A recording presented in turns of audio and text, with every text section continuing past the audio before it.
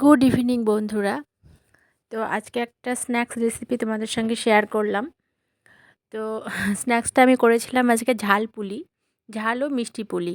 মানে আমার লাইফে প্রথম আমি তৈরি করছি। আমি কখনো এগুলো তৈরি করিনি, শুধু খেয়েছি। তো আমি ছোলার ডাল ভিজিয়ে রেখেছিলাম ওভারনাইট।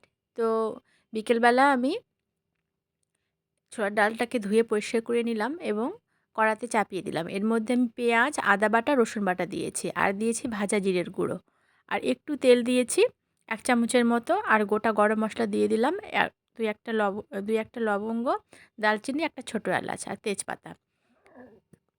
এটাকে ফোড়ন দেওয়ার কিছু নেই, তোমরা চাইলে প্রেসারেও সিটি করে দিতে পারো। আমি এমনি কড়াতে চাপিয়ে দিয়েছি, সেদ্ধ হয়ে গেলে একদম ঝরঝরে করে নেব। গায়ের মধ্যে যেন এক ফোঁটা জল না লেগে থাকে। এটা আমার ঝরঝরে হয়ে গেছে, সেদ্ধ হয়ে গেছে, নামিয়ে রেখে দেবো।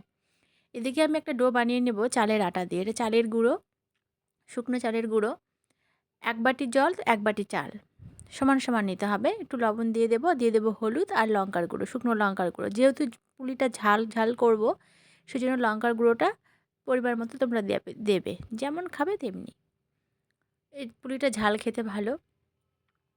তো জলটা ফুটে উঠলে আমি চালের গুঁড়োটা দিয়ে দিব। তোমরা এটা ময়দা দিয়েও কিন্তু করতে পারো। তো চালের গুঁড়োটা আমি দিয়ে দিলাম, দিয়ে আমি একটা কাই করে নেব। এই যে আমার কাই করা হয়ে গেছে, কাইটা আমি ঢাকা দিয়ে রেখে দেবো 10 মিনিটের জন্য। তার মধ্যে আমি কয়েকটা কাজ আছে সেরে আসি।